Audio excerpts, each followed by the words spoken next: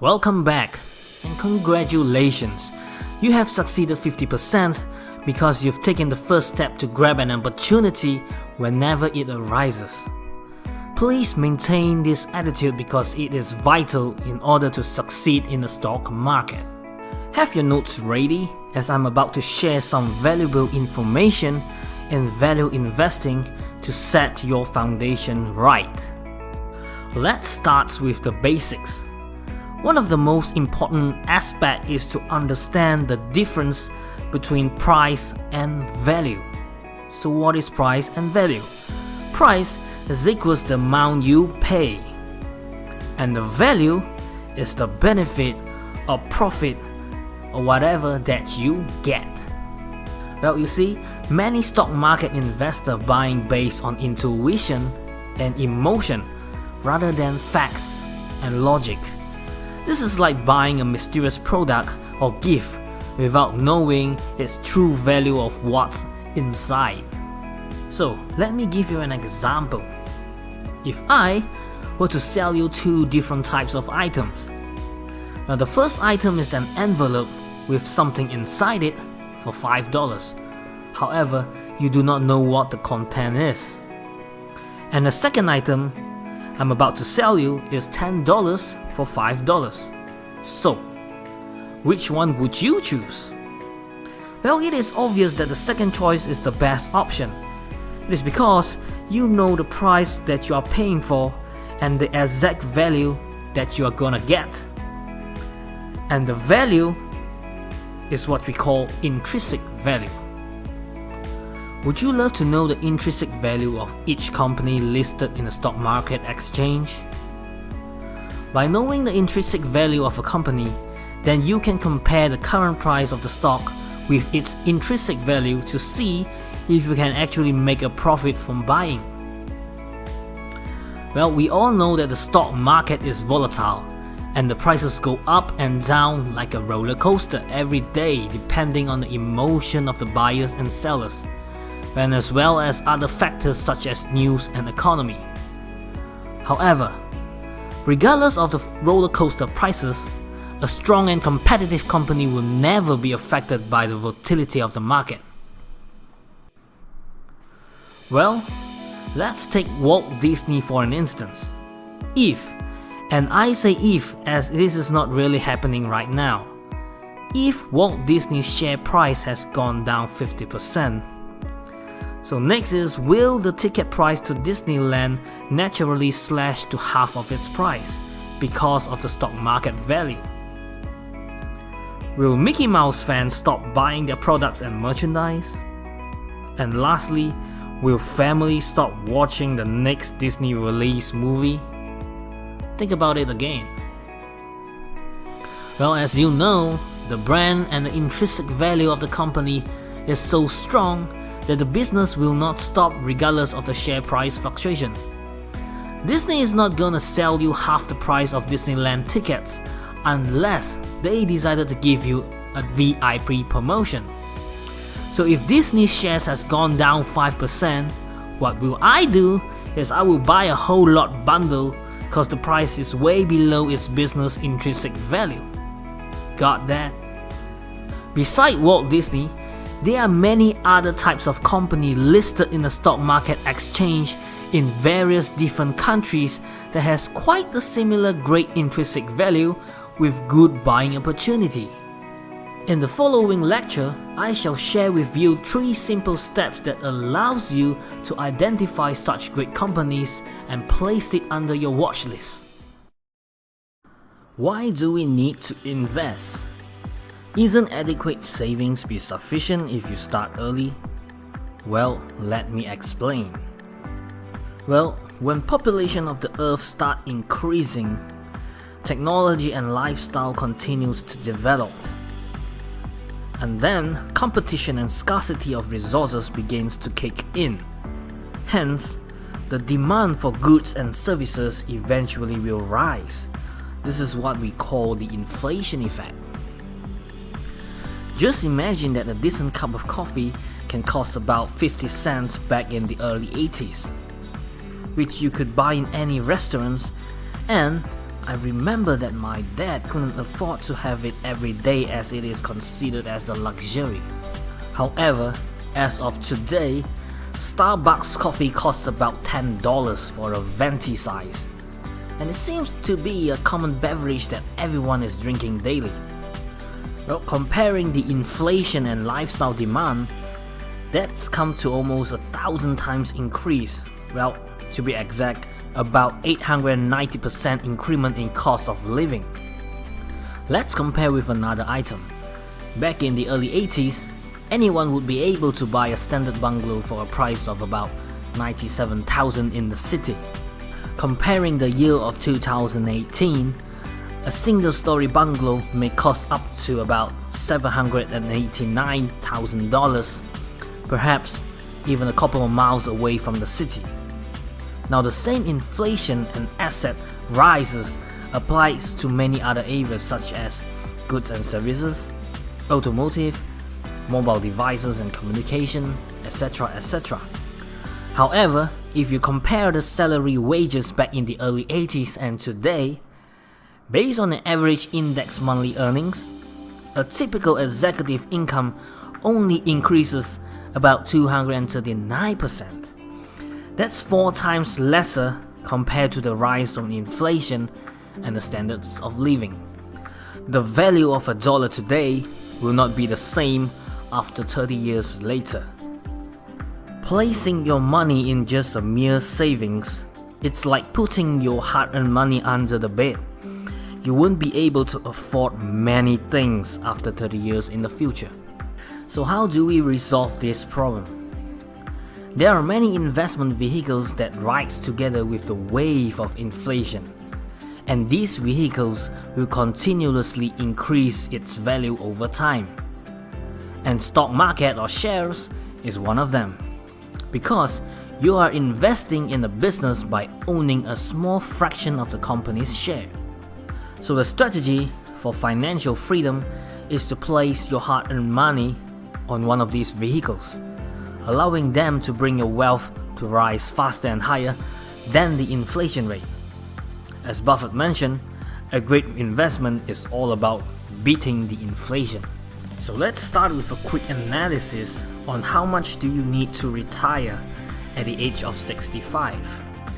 Looking at the general global inflation rate year 2018, we have about 1.9% in the US, 2.5% in the UK, 2.8% in the Middle East, 2.1% in Asia, 2.0% in Australia, and about 3% in Southeast Asia.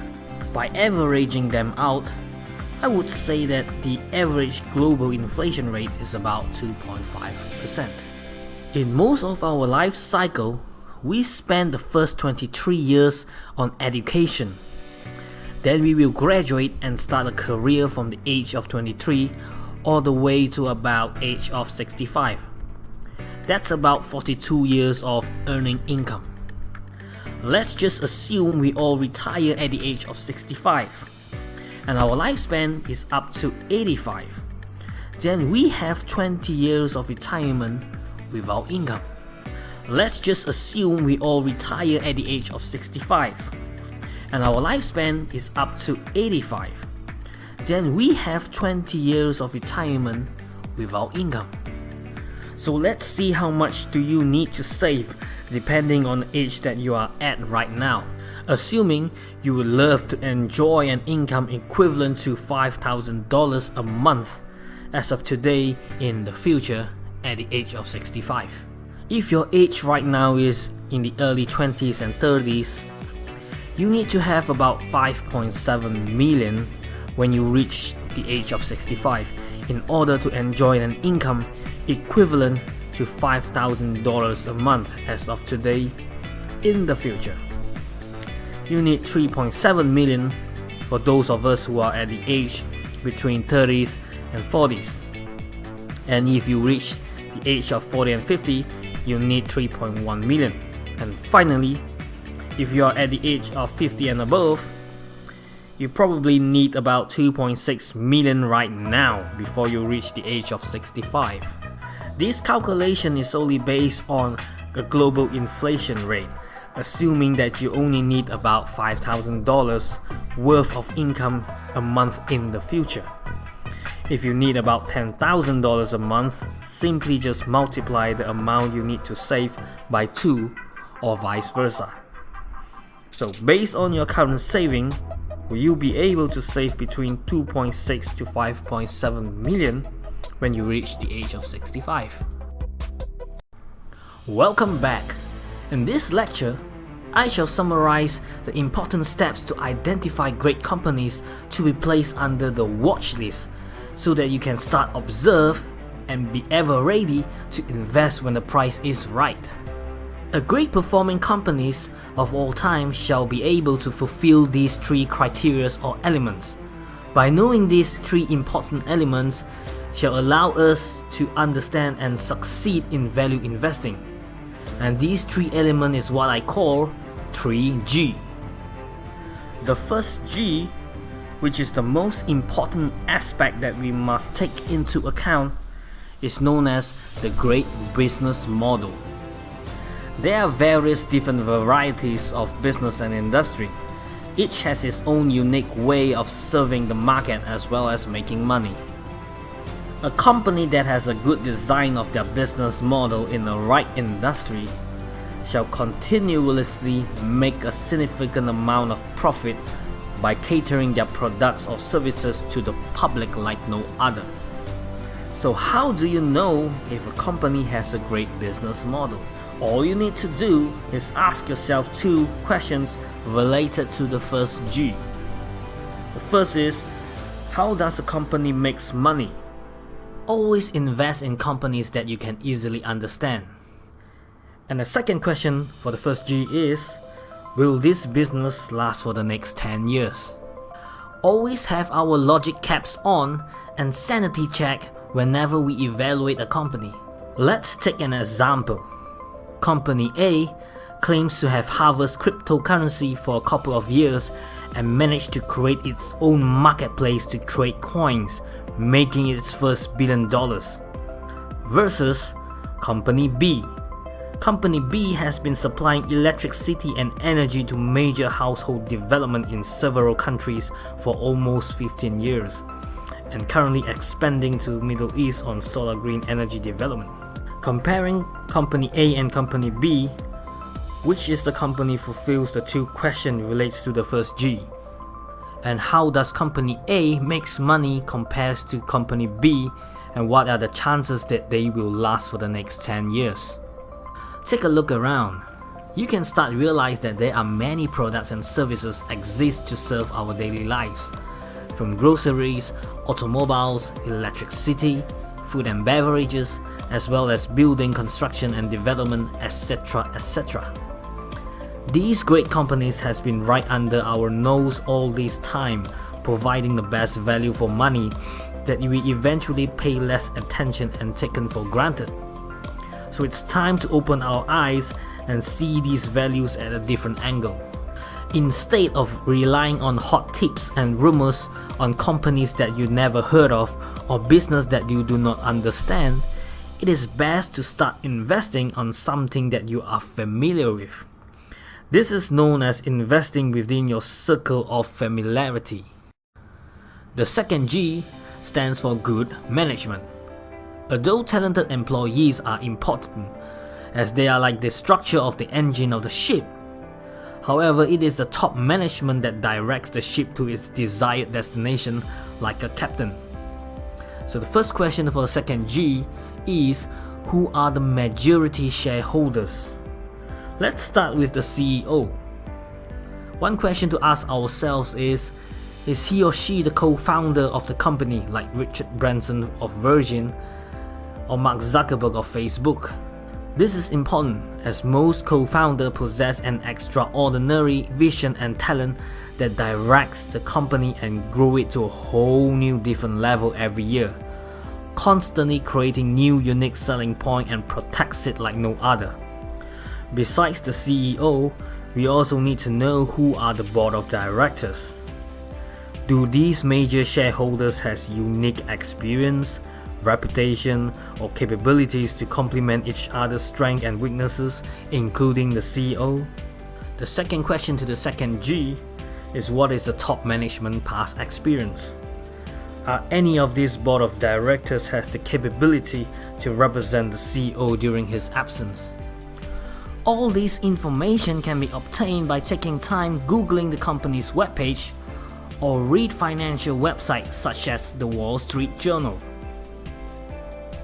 A good company to invest in should have top management that thinks like a shareholder. They should have a mindset like a business owner rather than an employee. Their true income and profit should be highly dependent on the company's performance. Remember that we should always avoid companies with major shareholder that takes enormous high salary pay from the company rather than gaining profits from the shares. Well, you see, directors should not gain too much of the remuneration from the business. A good and fair remuneration of a company should be 10% or less. The best method to calculate is by taking the director's pay and divide it by the net profit, then multiply it by 100%. And this value that you get shall always be less than 10%. If the amount exceeded, then this is something that we need to be aware of. An example of a good management leader is like Steve Jobs.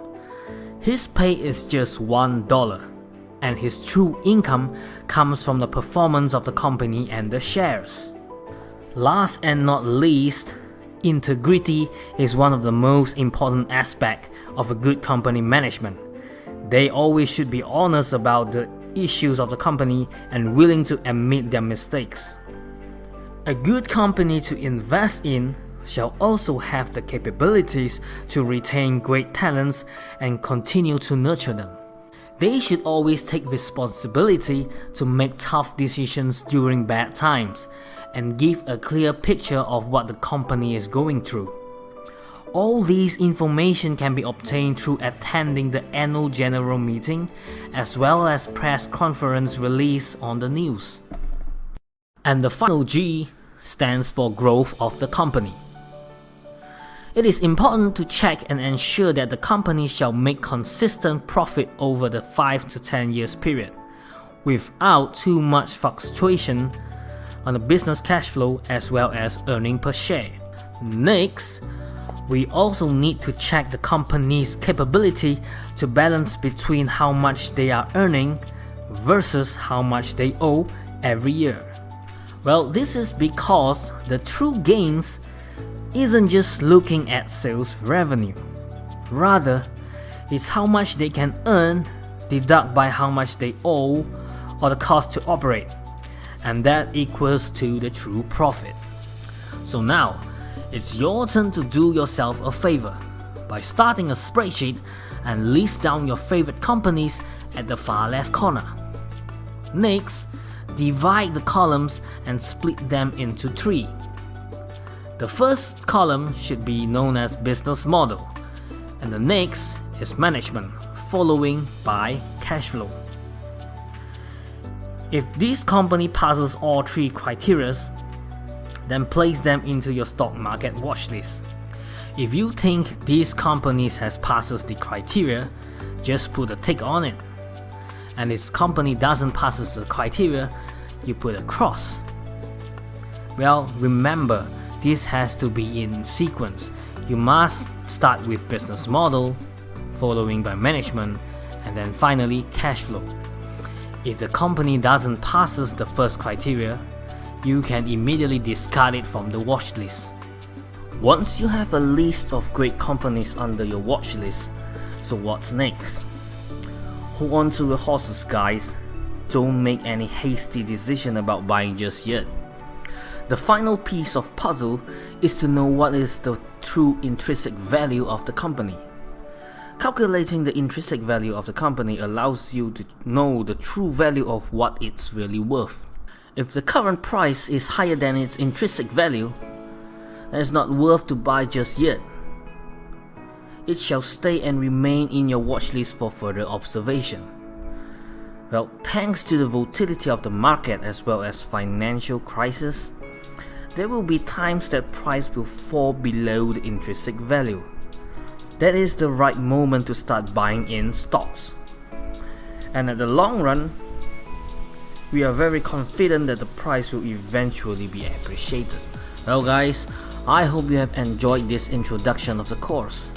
By following this brief structure, you shall be able to make up to 5% return on investment per annum. However, this is all just the tip of an iceberg. There are tons of secrets to be revealed, techniques to be discovered, as well as experience I love to share on all the continuous following lectures.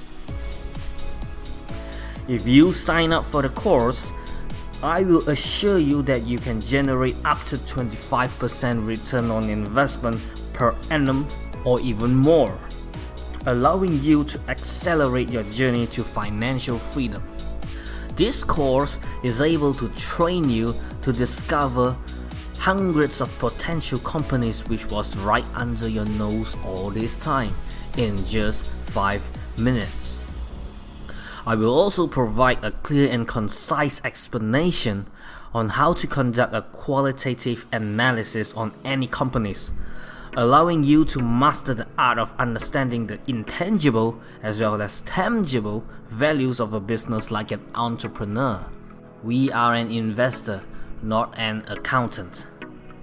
There is no need to do tough calculation or reading through the entire financial report, as I will share secrets of looking at the right numbers with logic common sense that allows you to conduct qualitative analysis like a professional. I will give you my assurance that you will be able to get an accurate intrinsic value of any public listed company. Furthermore, I will also share my experience on analyzing the company's management and how to ask a relevant question during the annual general meeting and present yourself like a sophisticated investor. Wait, there's more. I will also share some tips on how you can emulate legendary investor at real time. Well, you see, experts like Warren Buffett, George Soros, Ray Dalio, and Steve Cohen has a track record on what they are currently investing in. So this is an extremely powerful tool for us to learn and emulate their secrets of success. And last but not least, what if you have found a potential company but its price has been higher than its intrinsic value for a very long time? I will also going to share more secrets on defining the right price to buy shares of a company during a growing economy when days are good. This method will allow you to know the intrinsic value growth forecast, because when the economy is good and company is doing great, the intrinsic value shall grow eventually. Another method is through stock options. I will also share with you a unique stock option strategies that allows you to make additional 3% return on investment per week. Thank you very much for staying with me this far on the course structure introduction. Hope to see you soon on the next lecture, as I assure you will never regret. First of all, I would love to congratulate you for making another leap into seeking enlightenment and knowledge to handle the volatile stock market and moving forward to ultimate financial freedom. And for that, I give you a round of applause for having the courage and conviction. So, without further ado, let's jump in and start right away. In this lecture, I shall explain how this course is structured and introduce the tools and methods for the entire stock market investment masterclass. The first module is called Initial Business Analysis, also known as in short form IBA, which consists of 3 different areas, and I will explain these 3 important areas into details.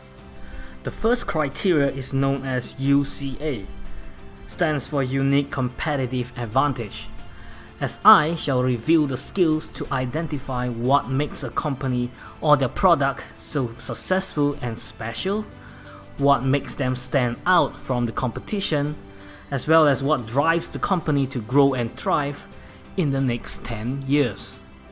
In the second part, I shall uncover the techniques to analyze the potential risk that your selected company is going through.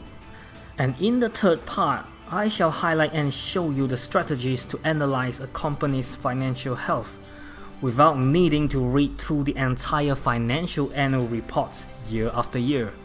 I call it the PECO method.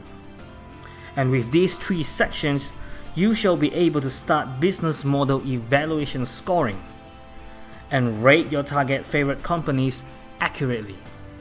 Please use the simple words document that I had provided in these lectures. The title of the Word file is Initial Business Analysis. Once the company passes this initial business analysis score, then you may place them into your watch list. This marks the complete of the first module. Coming next is the second module, and this is going to be one of the most interesting ones. We shall discover the dark arts of identifying the intrinsic value of a public listed company.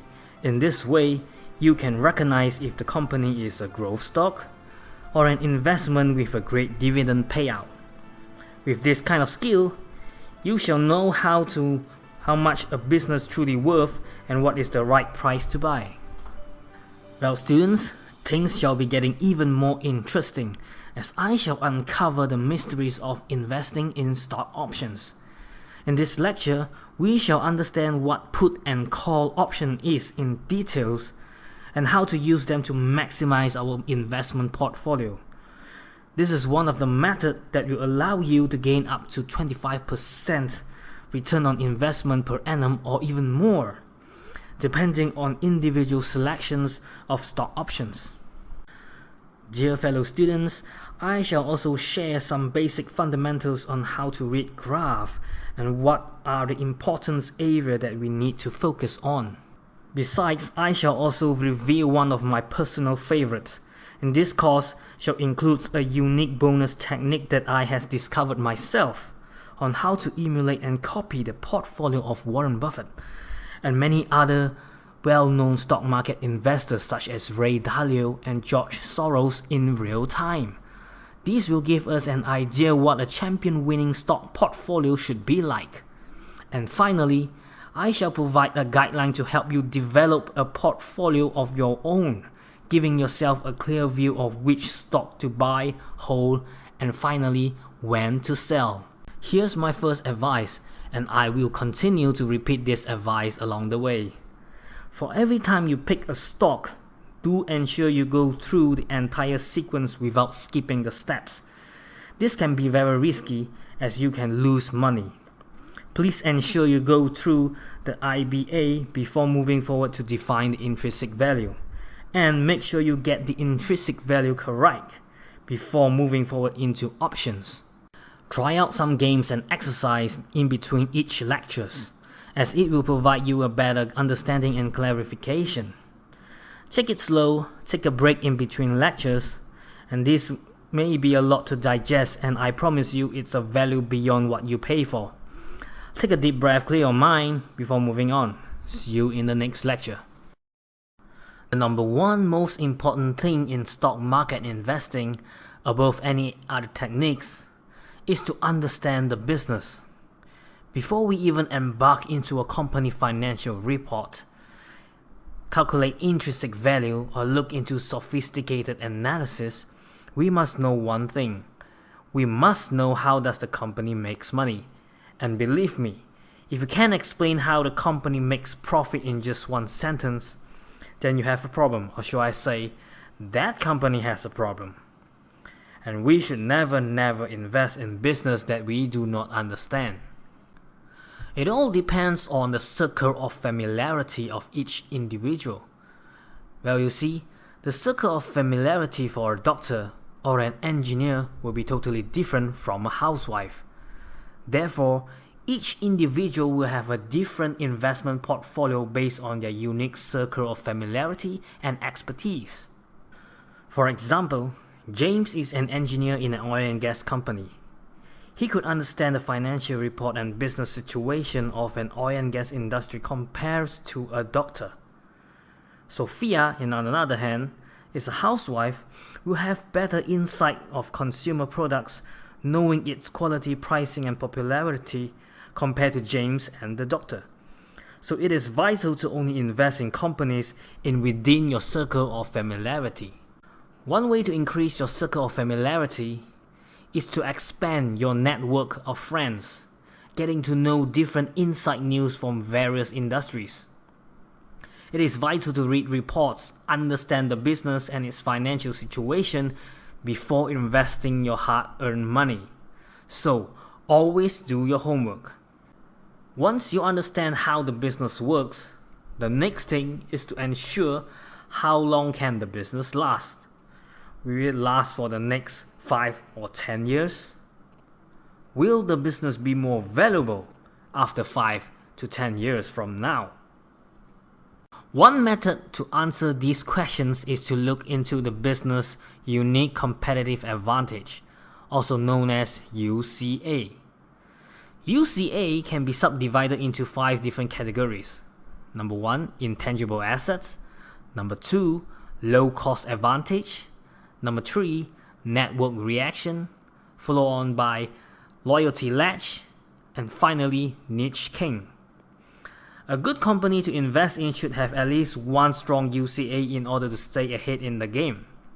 However, there is no limit on how many UCA a company can have.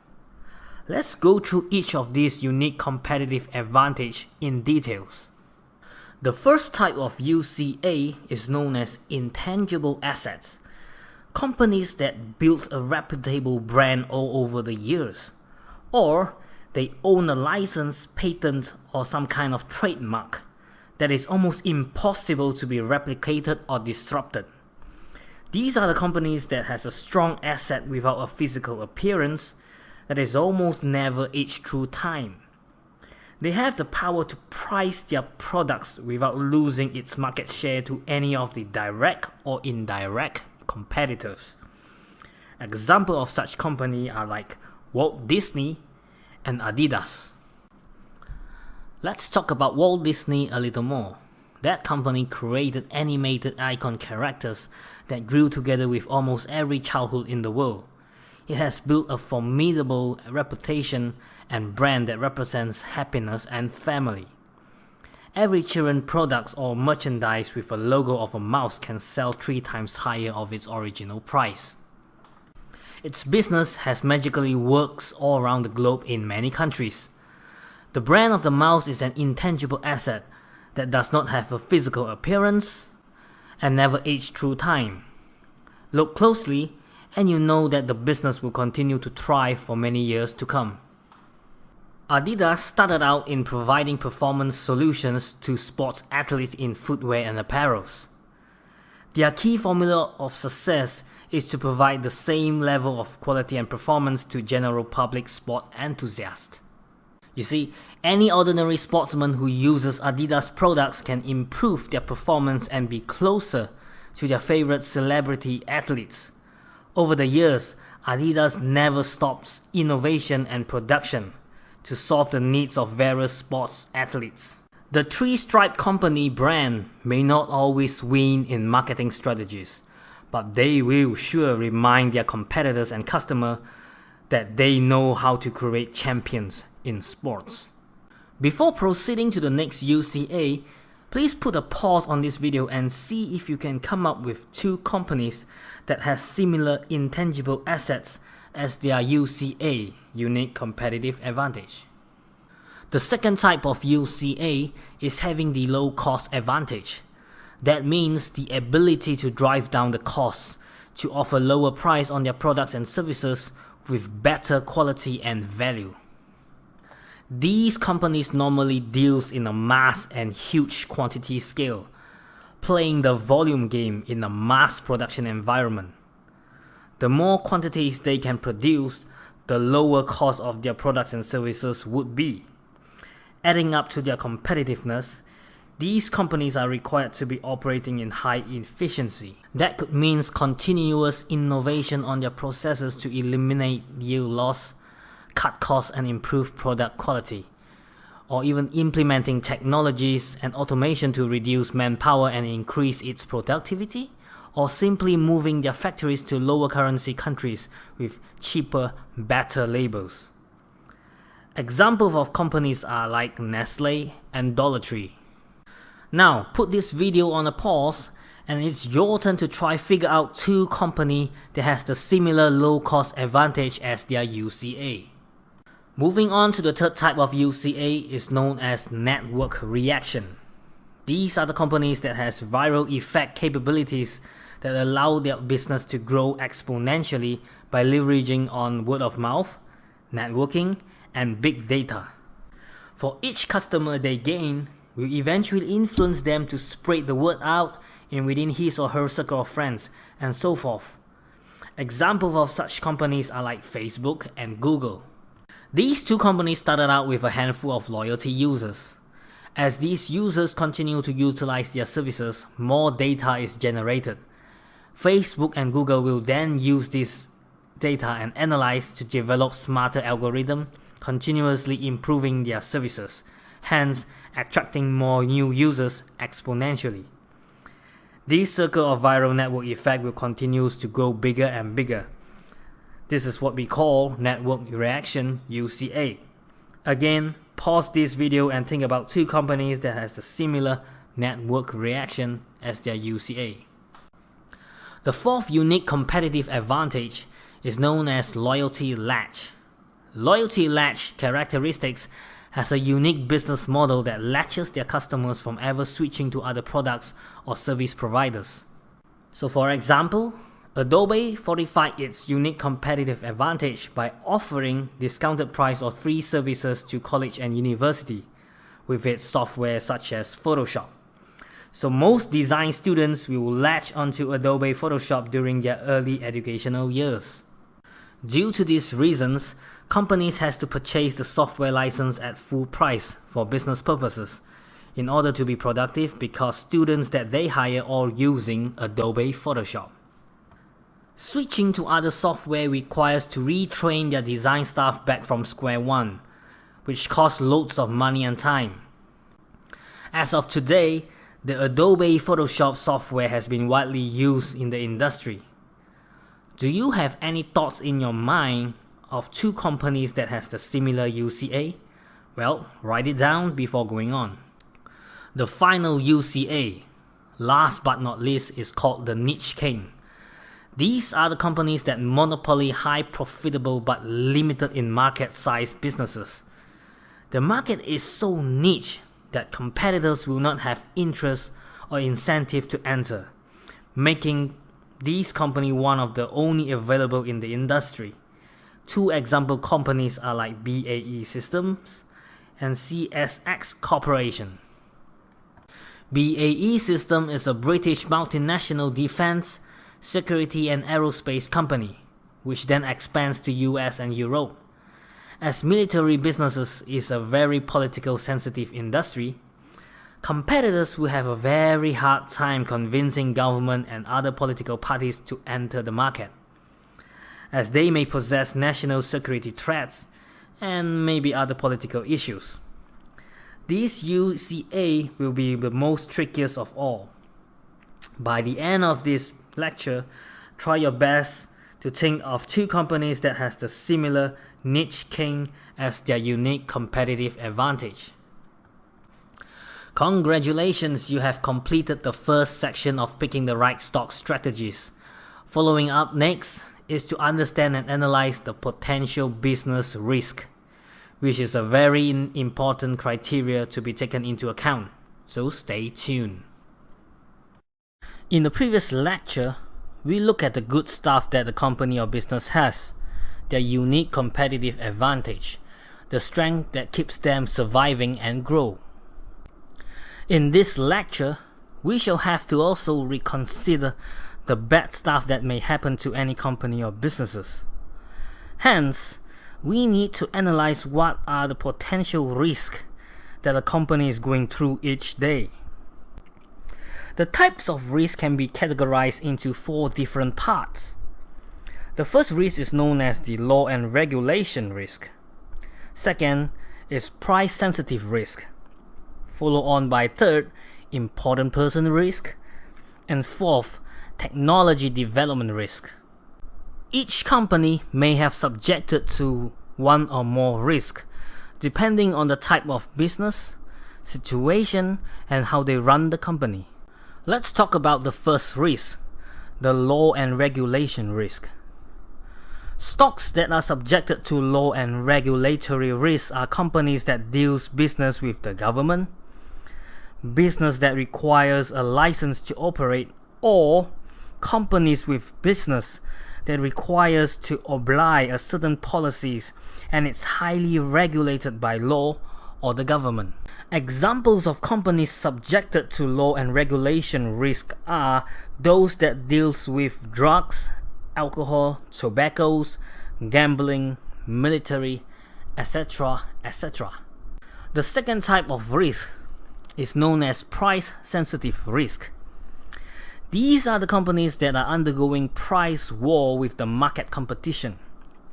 They will either lose customer interest and sales when the price is raised due to perceived value, or losing to their direct competition as there are many other cheaper options of the similar value. Always remember that a good business should have strong pricing power that allows them to raise price without losing to the competition. Normally, airline and hotel companies are the victims that falls prey to price-sensitive risk. Believe me, try look into variety of flights and hotel offered in Expedia. Other types of companies that may have the same risk are like electricity and power generation company or telecommunications. The third type of risk, I call it the important person risk, or simply said VIP risk. These are the businesses that are highly dependent on key people focus, possibly led by the co-founder or influenced by a political powerful person behind the scenes. Companies that require highly skilled professionals also falls into this category. The more professional skilled worker is required, the higher the risk would be. This is rather easy to analyze. If the company key important person or people could not be easily replaced, then they have the important person risk. Airlines require highly skilled pilots to operate the business, and it is not simple to replace a highly experienced pilot with loads of flight hours or years.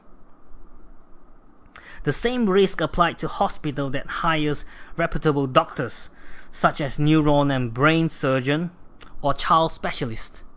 The fourth and final risk is called the technology development risk. These are type of companies that highly dependent on research and development to stay competitive in the market. Examples: Kodak and Nokia. These are the two great companies who got disrupted by the new inventions and technology.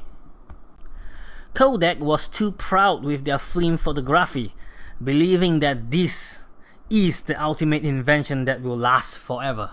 Meanwhile, Nokia, poor management decisions has eventually slows down innovation technology progress, which makes them far behind Samsung and Apple, losing their edge to capture the market. Give yourself a round of applause as you have completed the second sections of stock evaluation strategies. Moving on to the next lecture, we shall uncover the secrets of analyzing financial health of a company without needing to read through lengthy financial reports. UCA and risk analysis gives us an idea if the company is safe to invest. Now let's get some real numbers. In the next following 3 lectures, we shall talk about criteria we need to focus that allow us to instantly judge if the company is financially strong. We need to look at PECO. P stands for profit, which means how much profit it generates for the investor. E is the efficiency, how consistent the profit would be. Cash flow reveals the true quality of the stocks. And O is how much debt does the company has. Remember, you are an investor. not an accountant or a financial analyst. You only need to know the important factors in order to make a smart investment decision. You are not trying to balance an account to clear taxes. This following lecture is a simplified business accounting evaluation designed for investors. Allow me to clarify some financial jargons before carrying on. Our individual income, a paycheck, it's pretty much similar to a company's revenue. Income and revenue basically means money source that comes into our pocket. Our individual savings, the money that we put aside, is similar to a company profit and loss statement, or in short form P&L, basically telling us how much cash is left in the bank. Our individual debts, the mortgage loan, the hire purchase car loans, and other things that we owe to others, is very much similar to a company's liabilities. Our personal net worth, the value of everything that we own, which can be traded for money and grows through time. It's called equity in a company financial report. The words expand and asset has no change in the meaning between individual and the company. When we want to check a personal financial health, these are the areas that we need to look at, which is very similar to analyzing a company's financial report. So, by looking into the profit and loss as well as income statement, we know how much money the business is making. And if the business makes more and more money year after year, that means the stock price will eventually rise higher and higher. Next, looking into the balance sheet, we can strip off the curtains and look into how much asset versus liabilities that the company has. Assets must always be more than the liabilities, the more the merrier. For me, as of being conservative, I like shares that has no liabilities, which means the company has no debt and loaded with cash. And finally, we shall look into the cash flow statement. This will allow us to understand and track down the movement of cash, how much comes in, goes out, and how much money they kept. These financial criteria can be found through the internet. Just go into Google and type your target company name, followed by Morningstar Financials. And once you enter the website, then you need to use the PECO analysis method to extract the vital information required to identify the company's financial health, which will be covered in the next following lectures ahead, so stay tuned. The letter P in PECO stands for profit. We would definitely like to know how much profit does the company makes, which is obvious. Companies can be making loads of profit, but what are they going to do about it? Reinvest into the business, paying off debt, or giving it to the investors and shareholders? They could probably choose to do all three of them, and we want to know how much allocation of the profit goes to us and the shareholders. One way that we can know how much is by looking at EPS, which also stands for earning per share. Alright, let me explain further. Let's say the company has made $100 profit and there are a total of 100 of shareholders. So to distribute the profit evenly, each shareholder will get an earning per share of $1. If the company has made $1,000 of profit in the next year, and we have the same amount of shareholders consists of 100 people, then the total earning per share would be $100. Earning per share is highly dependable on how much profit the company makes and then divided by the number of shares issued and owned by the shareholders. So if the company makes loads of profit and you own a huge amount of shares, that means you have gained lots of profit and vice versa.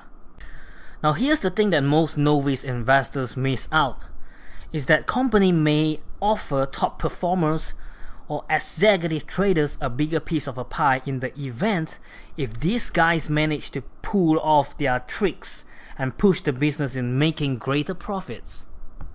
Let me explain with another example.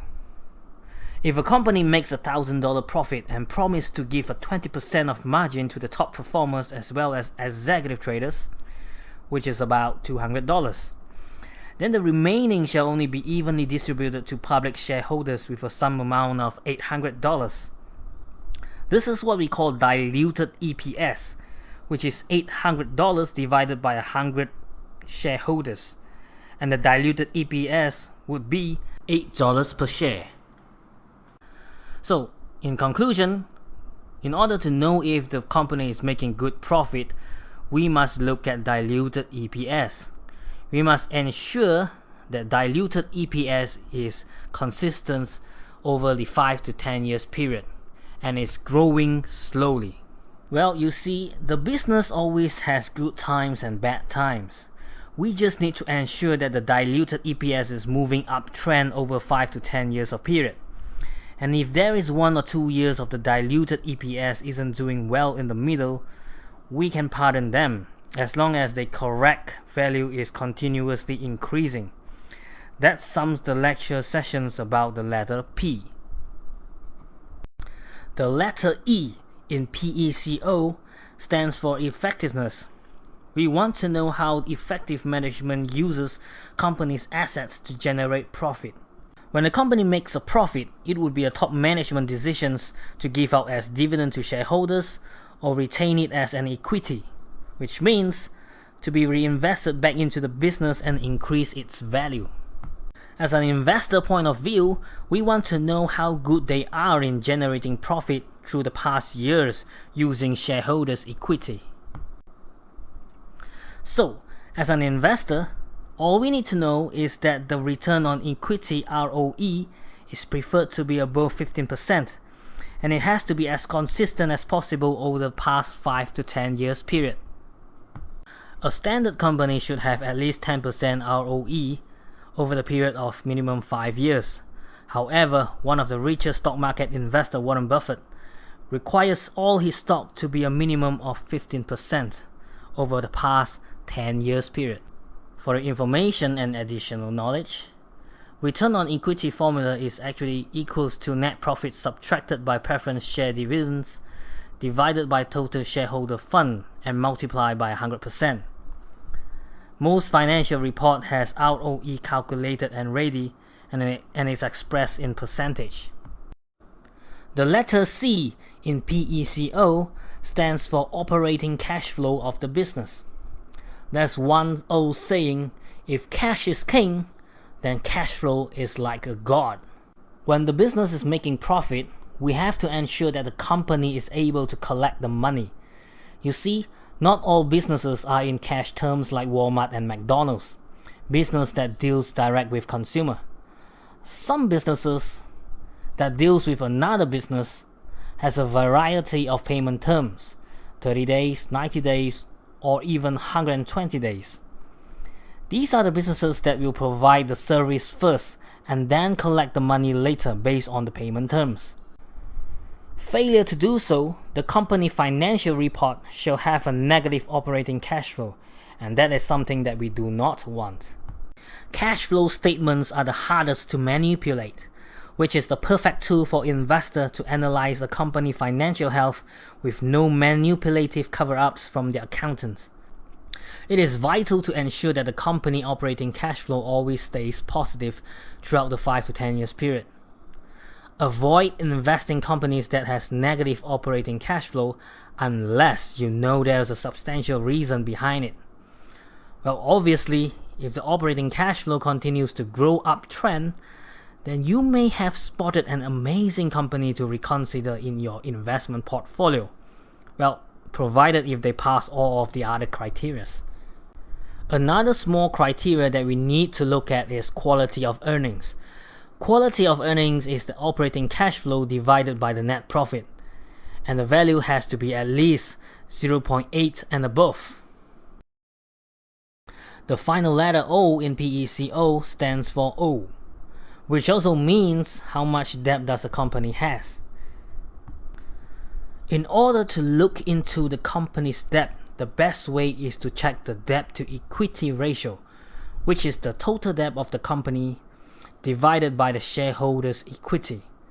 Let me explain in the most simplest way possible. Imagine if you are a company and you earn $100 this week, but you owe the credit card the exact amount of $100. Then your debt to equity ratio is 1. If you wish to pay back all the debts that you owe with what you have earned this week, then it's a 1-to-1 comparable ratio. If you earn only $50 but you have a credit card debt twice the amount of $100, then you have a debt to equity ratio of 2. Okay, now let's flip the values over. Now you have earned $100 and you owe the credit card with half the amount. Hence, you have debt to equity ratio of 0.5. So you see, the lower the debt to equity ratio the company has, that means the more conservative they are in terms of borrowing. Personally, just for sharing, I love to invest in company that has almost zero debt to equity ratio. That means this company is so cash rich that they could possibly buy the entire new factory with cash if they ever need one. Well, to be fair, it is very rare to find companies that has zero debt to equity ratio, especially in the US. So a good number would be at least 0.5 or less. Debt to equity ratios can be normally found in the balance sheet of a financial report. Moving on, let's revise the entire syllabus with a more comprehensive process. We shall do a complete business evaluation step by step with a real example. So before we start, I would like you to download a Words file provided within this course.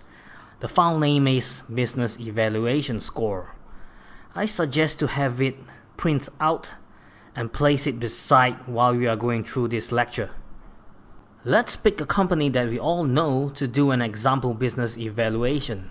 For my favorite company, I would like to pick a steady and growing one, a company named Alphabet Inc.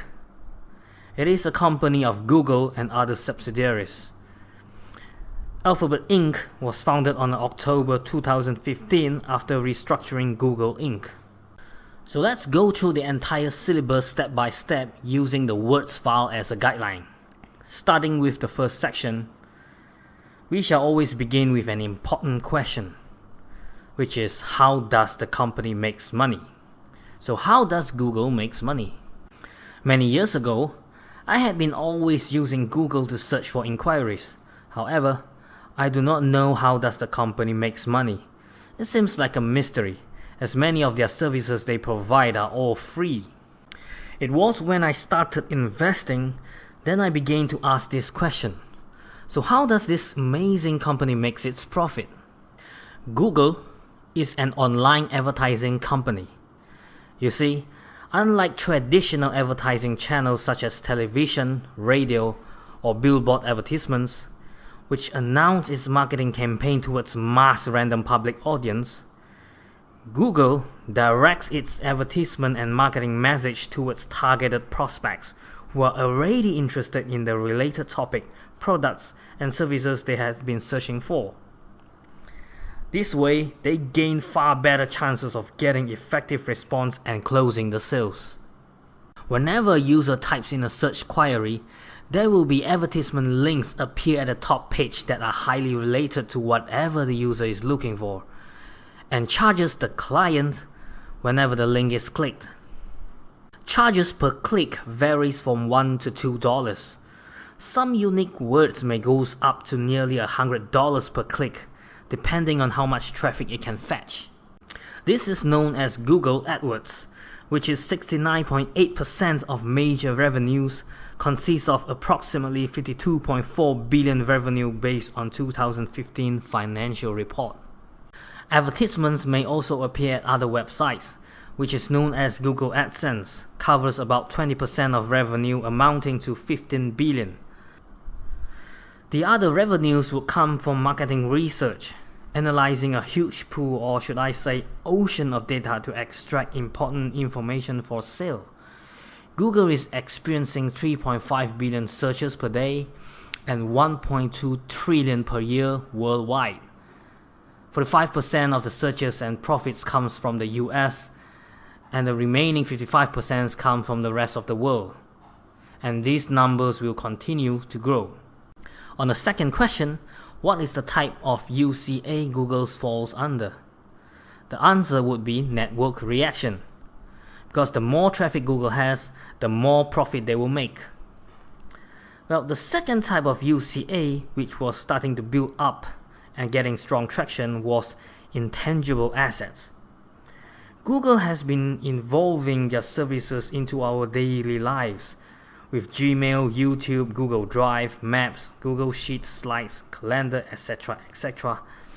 As the network continues to expand and users are frequently using this free service provided, it will soon become a necessity in our daily life.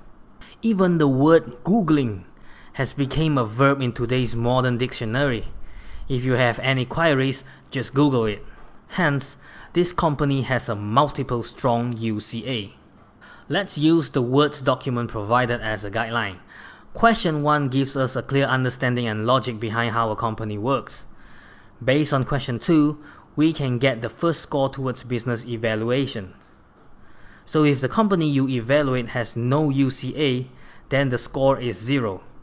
If it has one strong unique competitive advantage score, it will be 3. You can refer based on the table provided.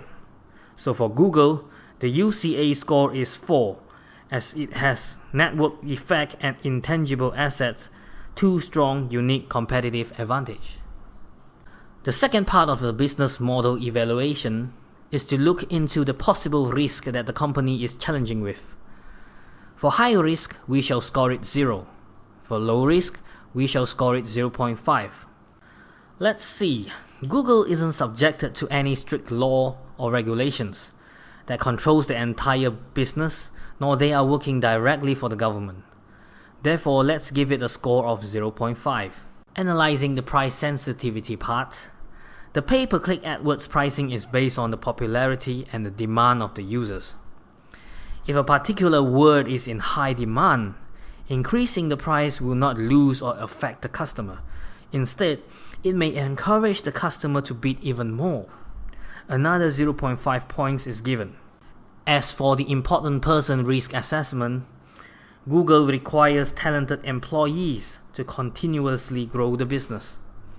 Like most of the tech companies, the turnover rate is pretty critical. Google's average employee turnover rate is about 1 year and 9 months, which is pretty low. It's the best to have at least 2.5 years and above, so let's score 0 for this one. Finally, I score 0 for technology and development risk because Google has to constantly improve and evolve into the future, fending off competition as well as feeding the ever-demanding users' needs. So summing up the total risk analysis score, it would be 1.0. Moving on to the next PECO analysis, in order for us to extract financial information, I would like to introduce you a website called Morningstar. So just go to Google and type in your favorite company of your choice, followed by Morningstar Financials. In this case, search for Alphabet's Morningstar Financials. You will most likely to see the same search result as I am. Try look for key ratios / financial Morningstar. Go ahead and click on the link. This shall lead us directly to the Alphabet's Inc. A Google Page Key Ratios tab. If you are having any problems reaching this page, try enter Morningstar official website and search for Alphabets, then click the financials. Do register for Morningstar newsletter and free membership, and if you want to access more information, please sign up for the premium account. Premium members are able to gain all public listed company financial reports in the US. Alright, let's get back to the PECO analysis for Alphabets Inc.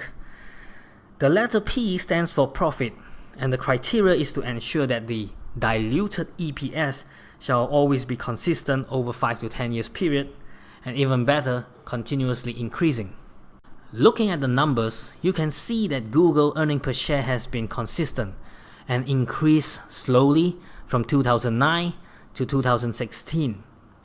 There is a little drop in the year 2017, probably due to some issues, but they managed to pay back in 2018 by doubling up the EPS to shareholders. Before we forget, it's always important to look at diluted EPS. Click on Financials tab and scroll down to search for diluted EPS. As you can see, the diluted EPS is just a little lesser than the original EPS, but it's pretty much consistent as well. So I would say Google passed the profit criteria. The second letter E in PECO is the effectiveness of the company financial. The criteria is to ensure ROE, return on equity, is to be at least 15% or more. Scroll down to key ratios under profitability table and search for return on equity or ROE. As you can see, most of the years is above 15%. There's a drop in the year 2017, but then it recovered immediately in the 2018. So as for this, I will say it passes the effectiveness criteria. The letter C in PECO analysis stands for cash flow, and it has to be strictly positive for at least the past 5 years. Alphabet not only has positive cash flow for the past 10 years, it also increasing year by year, which is a definite pass.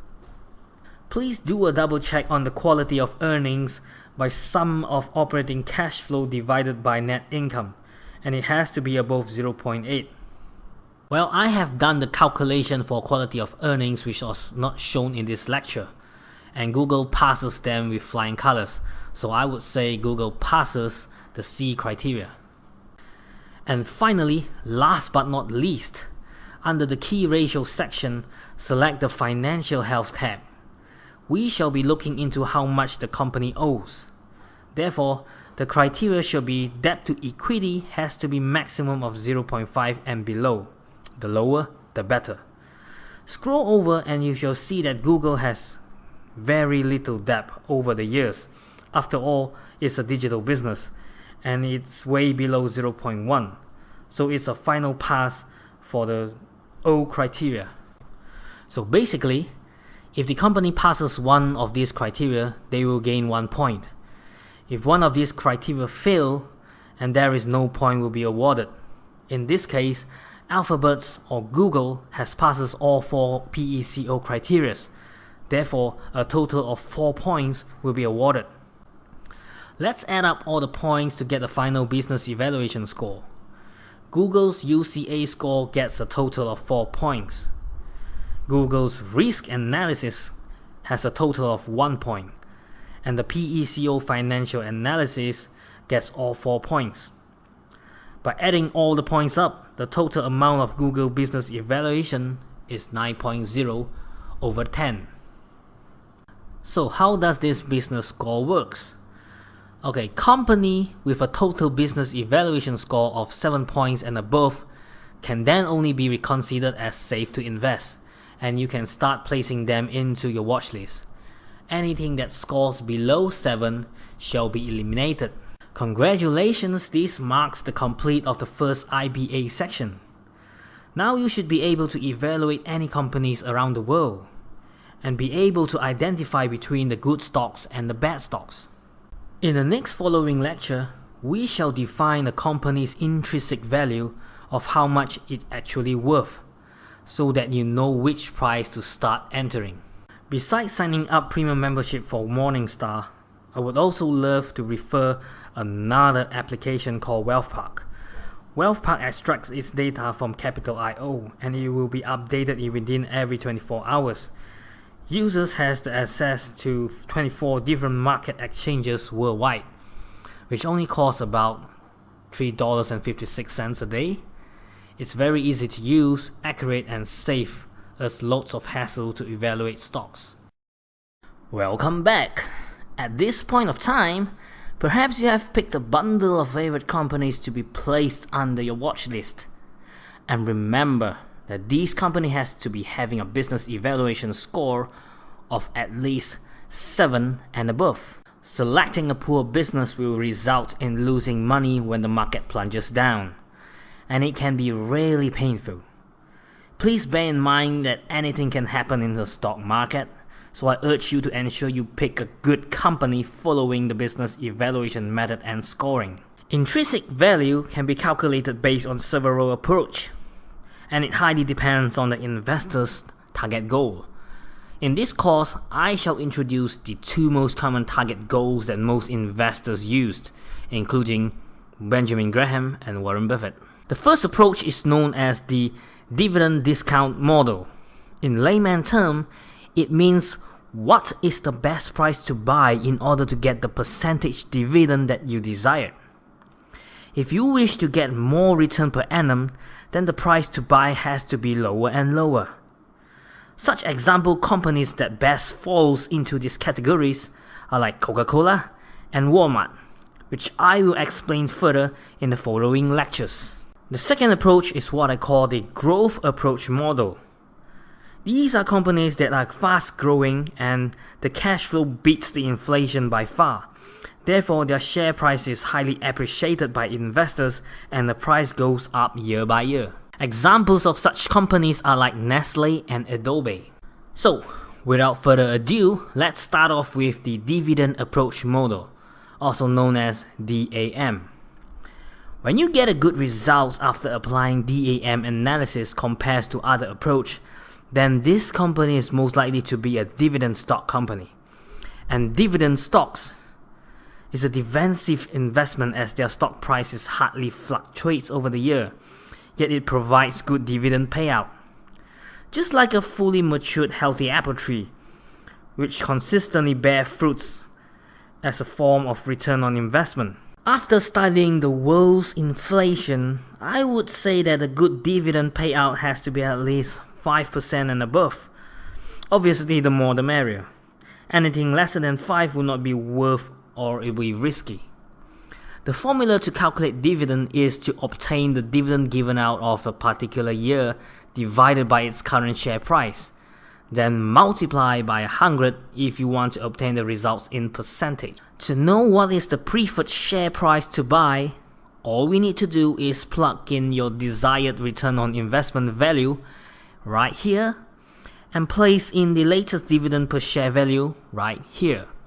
So let's just say 5% dividend is the minimum that you wish to get, which is equals to 0.05. Doing a simple math, get the latest dividend per share divided by 0.05, you will obtain the maximum share price to buy. But it is always advisable to buy lower than this maximum share price intrinsic value in order to get more profits, as well as to even out possibilities of fluctuation. Let me give you a quick example. Alright, let's do a DAM calculation for a famous oil and gas company, ExxonMobil. Go to Google and search for ExxonMobil Financial Morningstar. Click on the link as shown.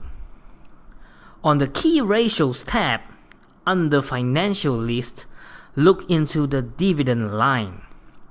You will see the company's dividend payout annually for the past 10 years. The total dividend yield is very depending on the share price versus annual payout. So having a large dividend payout does not mean that you will get a high dividend yields. So let's see what's the maximum share price to buy. Basically, it's $3.23 divided by your desired annual return on investment. For this case, let's say it's 5%, which is 0.05. And therefore, we will get a value of $64.60.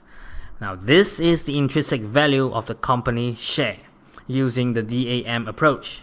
In other words, we should buy lower than $64.60 and stop purchase if the price gets way higher than this value. The lower the price, the better it is. That means you get the better bargain. Alright. Let's see the current share price of ExxonMobil at my time when I was doing this lecture. It was $79.01, which is above the intrinsic value. So if you want to consider ExxonMobil as a dividend company, then it is overpriced at this moment. In the next lecture, we shall talk about another approach called growth model approach, also known as GAM.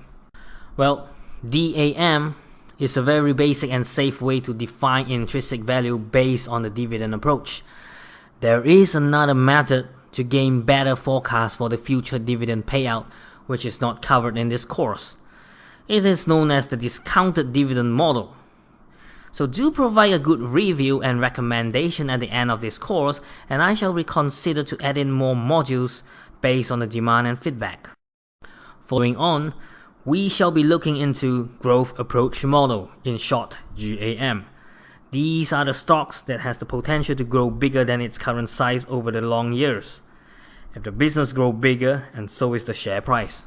Well, generally, just for your information, we can use price to earning ratio, also known as PE ratio. This factor is basically means how many multiple times we need to pay up front in order to start earning profits. Or in other words, how many years we need to wait until the break-even point. Now the best practice is to have PE ratio of 12 or lower. Well, the lower the better. That means to make $1 of profit, you need to pay $12 per share. So the formula to calculate PE ratio is current share price divided by the latest EPS. Now, here's the problem with PE ratio. Most of the time, this formula is just for theoretical understanding. But in real life, fast-growing stocks usually do not have low PE ratios. Because it grows so fast, the share price always outgrows their earning per share. Therefore, to get a fast-growing company with very low PE ratio is almost non-existent. Well guys, worry not, cause I'm gonna introduce you another powerful and practical method created by the infamous legend investor Peter Lynch, and it's called PEG, also stands for Price Earning to Growth Rate. In order to conduct this calculation, two information is required. First, we need to obtain the latest EPS from Morningstar Financial Report, and second is to obtain the EPS growth rate. So, the formula to calculate PEG is taking PE ratio divided by EPS growth rate, also known as earning per share growth rate, and the total value has to be lesser than 1. PE ratio can be substituted by share price divided by EPS. Okay, I'm gonna do some mathematics here. So I'm gonna substitute PE ratio in this formula with share price divided by EPS. This is the result of the final formula. So the growth stocks are undervalued when the share price is bigger than EPS multiplied by EPS growth rate. Let me remind you that the value you get by multiplying these two EPS and EPS growth rate is the maximum price to buy. It is always advisable to buy lower in order to gain more bargain profit.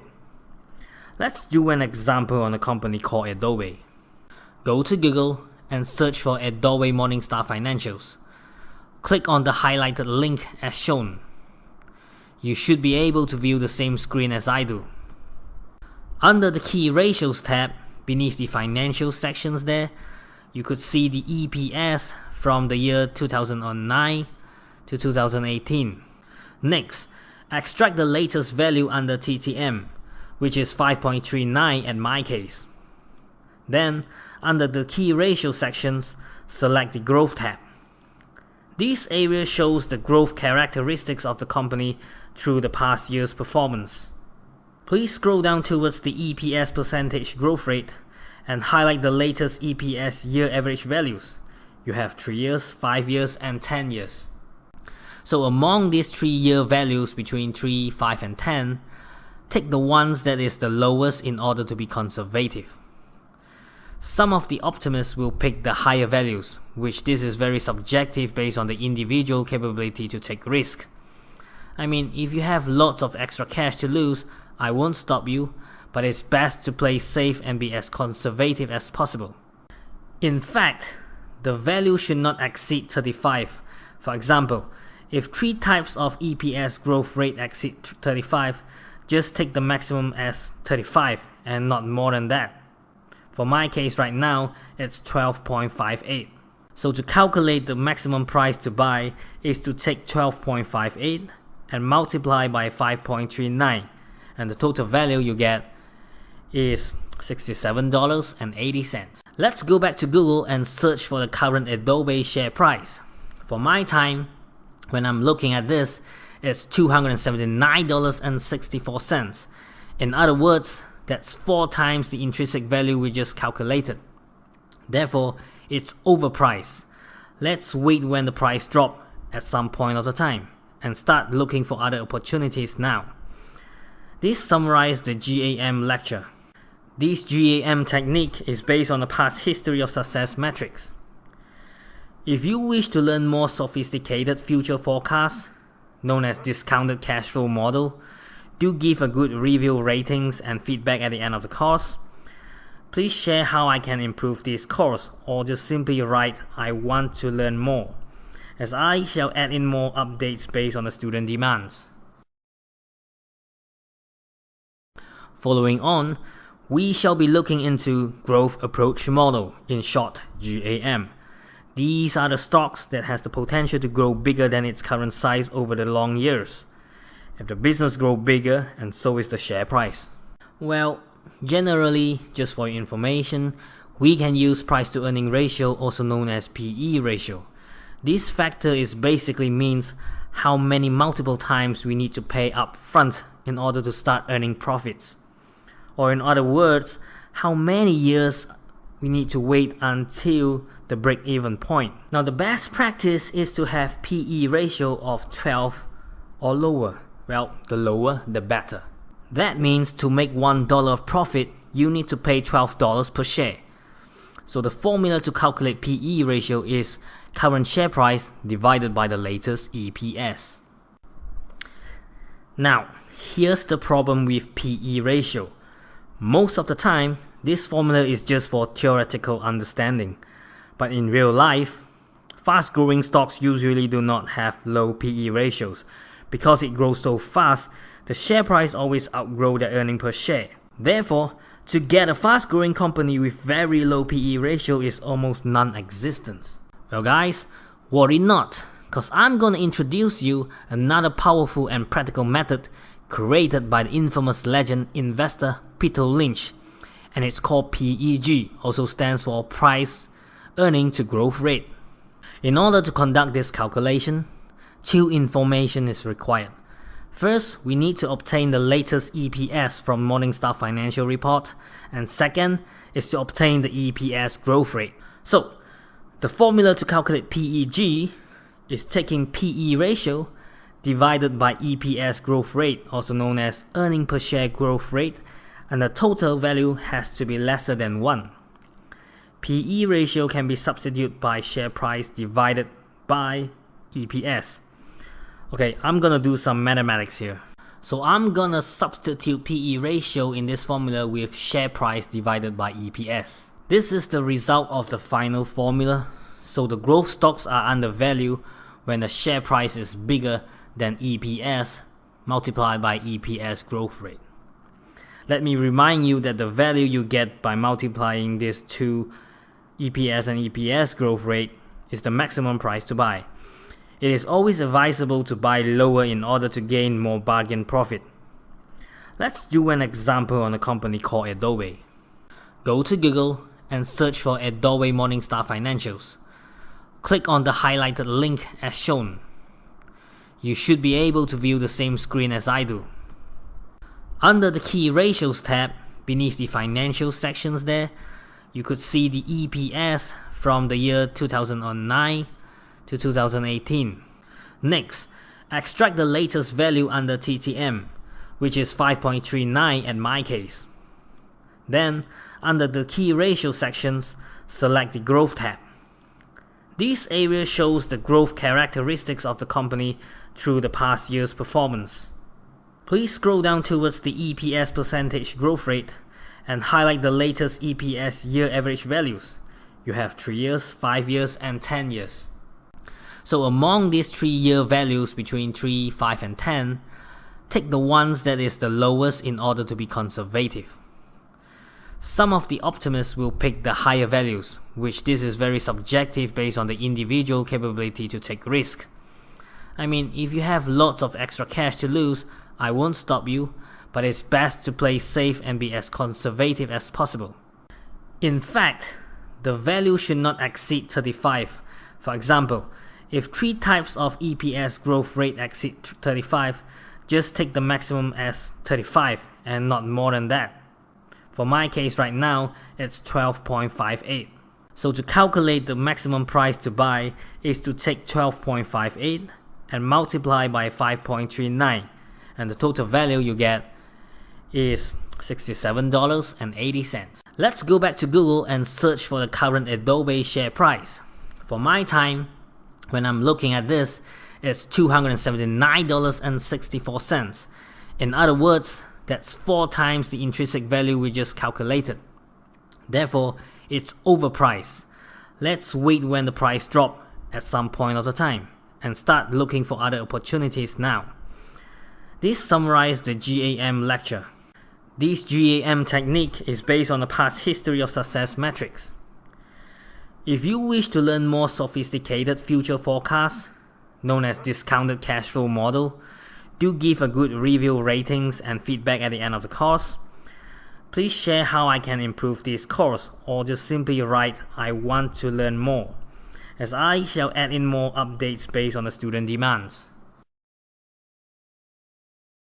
For every stock that lands in your watch list, you can start doing both the evaluation, the dividend approach model, and the growth approach model.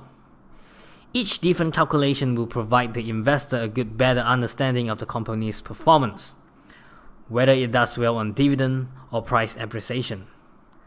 You will get 2 different intrinsic value, and now it's time for you to identify which would be the most suitable approach by comparing it with the current share price. So, for example, let's say you found a good company and its share price is about $55. Calculating using the dividend approach model, the intrinsic value is $35 and it's way below the current share price. Seems like it's not a good bargain, as this company does not pay good dividend. However, calculating with growth approach model, we get an intrinsic value of $60, which is above the current share price. Doing the analysis gives us an idea that this company is most likely to be a growth stock, as its share price gained huge appreciation over time rather than collecting annual dividend. Based on my real-life experience, some very good companies like Disney often gets overvalued by investors, and the price hardly goes down below the intrinsic value. The perceived value always attracts investors to continue buying more shares, boosting its growth throughout the year.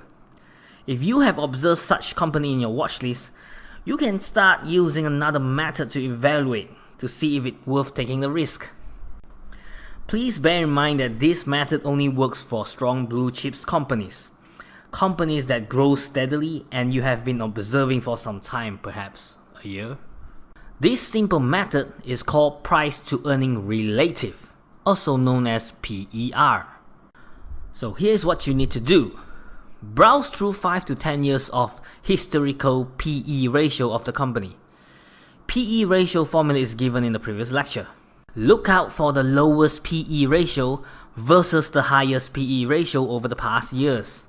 Let's just say your target company has the lowest PE ratio of 20 and the highest PE ratio of 60. So what you need to do now is add them up and divide it by 2 to get the average value. In this case, it's 40. In the next step, let's take the latest EPS value of the company, and let's just say it's $2.20. Then multiply it with the average PER number. The final answer would be the new max entry price intrinsic value, which in this case, it's $88. Another reminder, this technique can only be used for companies that passes business model evaluation with flying colors, and it has been observed for more than 6 months to give us the confidence to put money down. This lecture ends the calculation of intrinsic value for this course. In the next lecture, I would like to reveal how you can emulate or copy the world's most successful stock traders' portfolio, knowing exactly what they have bought in real time right now. So stay tuned. Do you ever wonder how did the world top stock investors manage to get so rich and wealthy? So what stock did they invest to be this successful?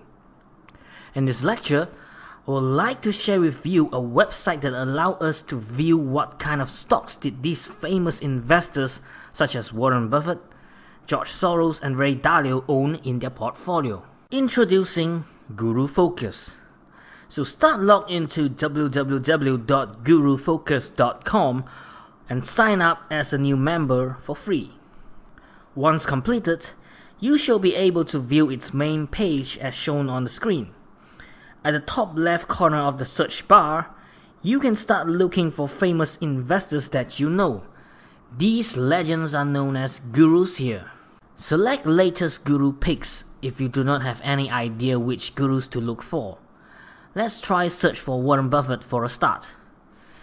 In Warren's latest trades, you can see the entire list of his portfolio listed down, including dates, price, company names, and action. Let me explain the action columns. Reduce is when Warren Buffett starts selling some of his shares with the percentage amount that is sold. Add means buying more shares. And new buy is a completely new company shares that he haven't previously owned. And finally, sold out stands for completely selling out all the shares. With these information at hand, we can gain more knowledge and ideas about good companies.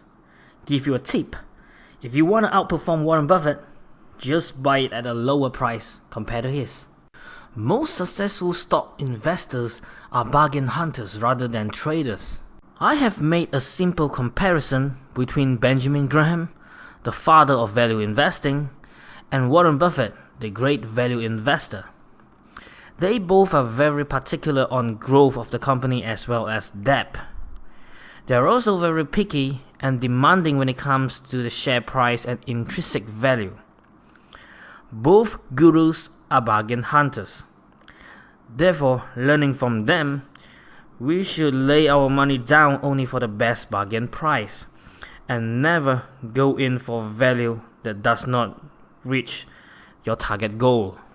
Although I had revealed a method to emulate the world's famous stock investors' portfolio, it should only be a reference.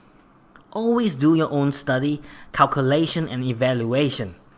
There is no guarantee that the world infamous stock traders will not lose money in shares. In fact, they have lost more than we can imagine over the past experience. So, always exercise independent thinking and avoid having herd mentality following the movement and decisions of the crowd.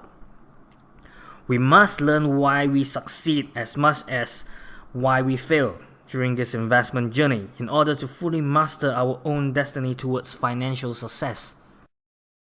This is a bonus lecture to share some of the key elements to understand behavior and characteristics of a stock market graph chart. I'm just sharing some general information for those who are tired of viewing numbers and wish to have an illustration to capture the stock price of any company before making the purchase. Imagine that the share price has the characteristics of a huge steel bouncing ball in the room. Every day the ball bounces up and down, traveling between the ceiling and the floor while moving forward. And one day, the ball bounces so hard it went through the floor, and same thing could happen if the ball went upwards and crashed through the ceiling. Let's transfer this metaphor into the graph chart. Every stock shall always has a floor, and this floor in trading terms is called a support line. Now the support line could be a group of owners or investors who will prevent the company from falling too low. It's like a layer of protection from preventing the shares going through a steep plunge. And in the exact opposite, it is the ceiling, and in trading terms, it is known as the resistance line. Share prices that breaks through either one of these lines is known as a violation. And understanding this brings us a charting analysis method that most traders look at. So basically, once the support line has been violated, it will become a new resistance line. Vice versa, if a resistance line is violated, it shall become a new support line. We are not traders, therefore we do not speculate based on charts. However, the charts can give us an alert, especially when there is a violation, so that we can start checking out the news and understand what's happening. So, what is stock option? To make this sophisticated explanation simple, let me tell you a story of John and Adam. John is a novice stock investor. Recently, he bought a stock of an XY company for $22 from the US stock market. Well, here's the problem. John is worried about the volatility of the US stock market because, unlike other countries such as Singapore and Thailand, which they have a 30% limit cap in both bull and bear of the stock fluctuation in a day, the US stock market does not have any fluctuation cap. Prices can go up or plunge down without any limits or protection from government regulations. So the options exist to give John some kind of protection. So what John can do is to find someone who is willing to buy at a price he thinks is reasonable to make an exit before suffering further losses. So on the other hand is Adam. Well, Adam is a sophisticated investor who has been studying and analyzing the same stock company XY for several months. He calculated that the company XY stock is now overvalued at the price of $22, and the true intrinsic value of the stock is about $16. Adam also evaluated that the business model evaluations scores are good. So what Adam can do is he will write a put contract out to the market, promising to buy 100 lots at a price of $15 per share for 1 month period. So here's how it goes. John found Adam's put contract and immediately abide to his suggestion, agreeing to buy Adam's put contract. In order to do so, he has to pay Adam a premium fee. Let's just say it's about $5. And so the agreement is deal. The option put contract is stated that Adam shall buy the share price for $15 per share, with a total number of 1,000 shares. And this contract is valid for 1 month period in the event if John decided to exercise the contract. Please take note that these criteria can be set based on individual buyer or seller. Once the agreement is deal, here are 3 types of scenarios that can happen. The first scenario is that the stock price remains at $22 for the period of 1 month. So what happened is, John does not exercise the contract and Adam gets to keep his premium, that is the $5. So the second scenario is that the stock prices goes up to $32 per share within the contract period of 1 month. John is happy and he does not need to exercise the contract. He sells the shares and make a handsome profit, while Adam gets to keep the premium. Here's when the story starts to get more interesting. For the third scenario, the XY company stock price plunged down to $9 per share in within 1 month period. John was very unhappy and upset. However, he remembers that there is an option contract to Adam, which agrees to sell the shares for $12. John would like to exercise the contract now. Therefore, John gets to cut further losses and sell his shares to Adam. In other hand, Adam must buy these shares as previously promised for $12, getting the bargain he wanted for. So in between John and Adam, who has the better beneficiary among these 3 scenarios? You see, the final winner is Adam, as he is in control of the game. Adam either gets the share at the desired bargain when the price plunges down due to emotional fluctuation, or he will gain the premium by offering put options if share remains unchanged or rises. Whereas John has to pay out premium upfront for protection before even gaining any profits, because he was simply unsure of the company's true intrinsic value and only used options to cut further losses. So there are two types of options, the put option and the call option. Put option means that we agree to buy someone else's stocks, while call option means we agree to sell our existing stocks. The buyer plays a put option, whereas the seller plays a call option. So remember, always be the buyer, just like Adam. Because now you have the capabilities to identify good stocks and its intrinsic value. You have the unfair advantage, just like Adam. Let me explain. As a buyer, there is a high chance that you will earn a premium of 2% within a month, which is about 24% return on investment per annum if we repeatedly every month. There is a lesser chance that the third scenario will ever happen. However, if it really happens, you will still gain shares at the undervalued price, because we know the intrinsic value and we are the ones who calls the shot on how much we are willing to pay for. You are basically in control of the profit, regardless of the market going up or down. So before I end this lecture, I would love to introduce an app for students to practice options with paper money before going into the big game. Introducing thinkorswim.com. Thinkorswim is an advanced trading platform by TD Ameritrade. You can register for paper money and start practicing stock options. A word of warning.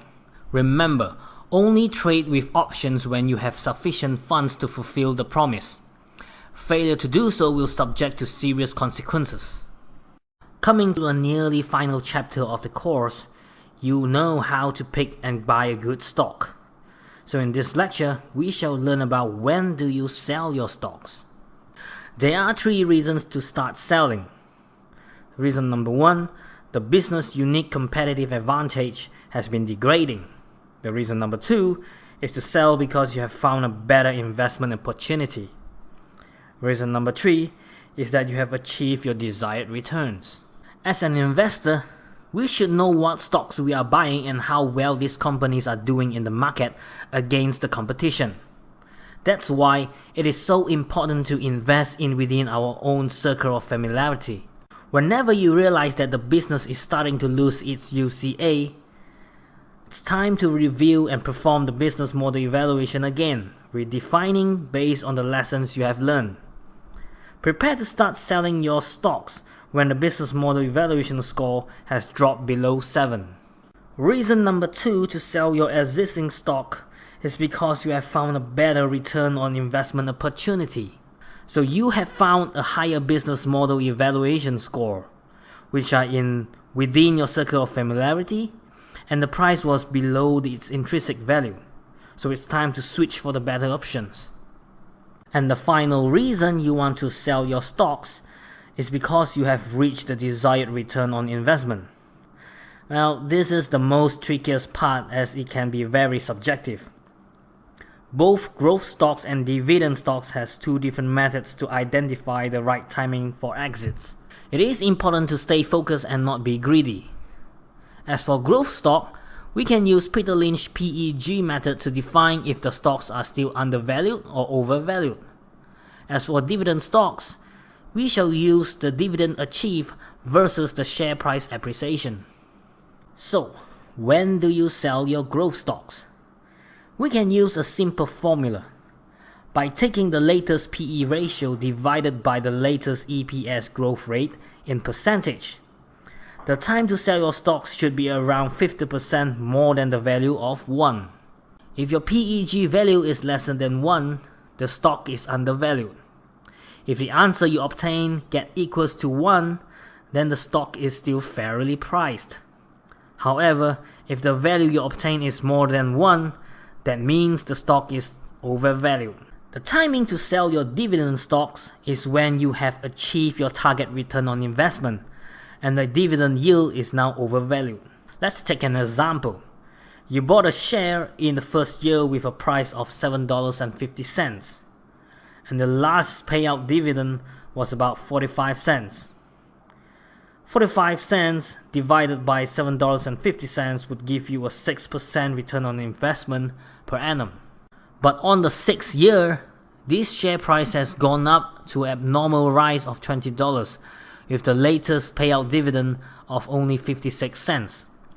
Taking the dividend payout divided by its share price, we get a 2.8% return on investment per annum. Therefore, in this case, it's time to sell and gain the capital appreciation because the dividend has dropped from 6% to 2.8%. Such an abnormal bullish share price spike will normally give us a signal of the upcoming bear plunge. Selling a stock should be similar to buying. We should do a complete evaluation and analysis as well as studies before taking any action. So do not sell your stocks before going through a complete review. Congratulations for making it to the final lecture. I hope the knowledge I shared wasn't too heavy for you. It normally takes a couple of days or even weeks for the information to sink in and digest. Please do drop me a message if you have any questions and I will try my best to reply upon your inquiries. In this final lecture, let's do a complete recap and conclusion as well as opportunity for me to fill up any gaps left out in the course. So, when we pick a stock, it is very important to invest in business that you can easily understand.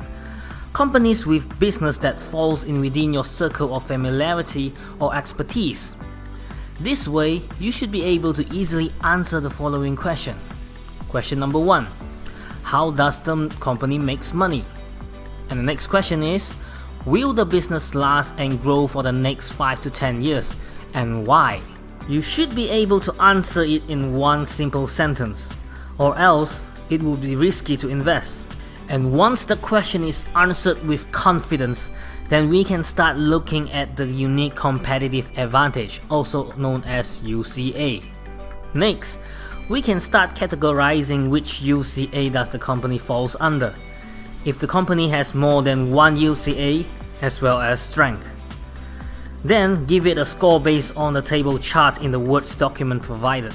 Moving on, we shall also reconsider the risk that the company is taking, if there is any, and continue to score based on the business model ratings.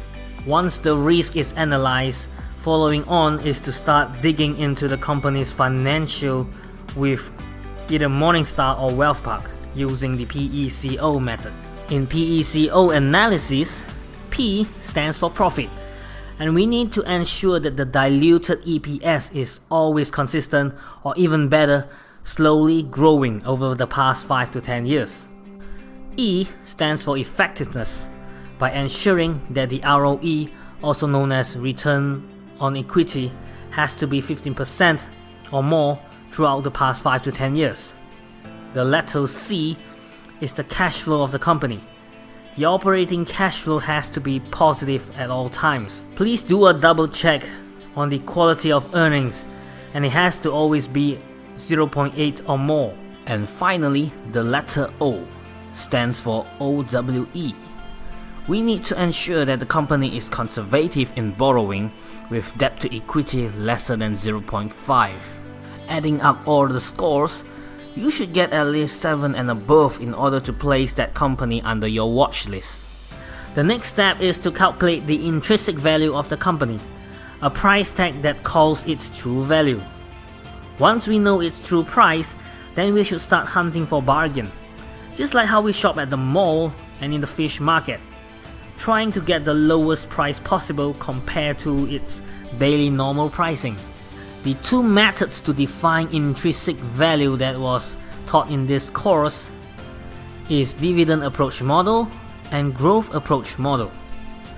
In this way, we can define if the stock is suitable to play as dividend or growth. In our stock portfolio, approximately 50 to 60% of your funds should be consist of dividend stocks, while the remaining 30 to 40% shall be growth stocks to balance between risk and stability. If you have a very big risk appetite, you should only limit a maximum of 10% from your total available funds to do trading, using some of the graph reading techniques that I've shared to speculate. And so if your favorite stock price is always higher than the intrinsic value for most of the time, we can either look into other undervalued companies by using the Guru Focus to give us more investment ideas. Use relative PE to decide if we should take risk investing in an overvalued company, or play with stock options, and only if you have sufficient funds and free cash available to purchase the stock we promised to buy in the contract. Besides knowing when to buy, we must also know when to sell. The 3 reasons that we should start considering selling your shares is: reason number 1, the company UCA is no longer valid or deteriorating. Reason number 2, you have found a better investment opportunity to move on. And reason number 3, you have achieved your desired returns. Either or any of these 3 reasons, we should always do a proper evaluation and review before deciding to sell, as much as we were to buy. Newspapers and articles from self-proclaimed experts can sometimes be manipulative, as they can be biased towards their own interests. The best way to gain solid information is to attend the company's annual general meeting, open to investors who owns at least 1 lot of their shares. By asking valid questions during the press and meeting, will give us the inside information and confidence about the company. Well, I hope this course has covered sufficient amount of knowledge and ideas to give you started off with your first investment. These core strategies require practice in order for you to master the skills to pick the right stocks and buy at the right time. Do start off with baby steps, or if you are not ready to invest in real cash, you can sign up for a demo account with paper money to get your momentum going. The most important thing is to take action and turn your dreams into reality. Please drop a question if you have any inquiries and provide me a good review ratings. I wish you best of luck and thank you for taking up this course.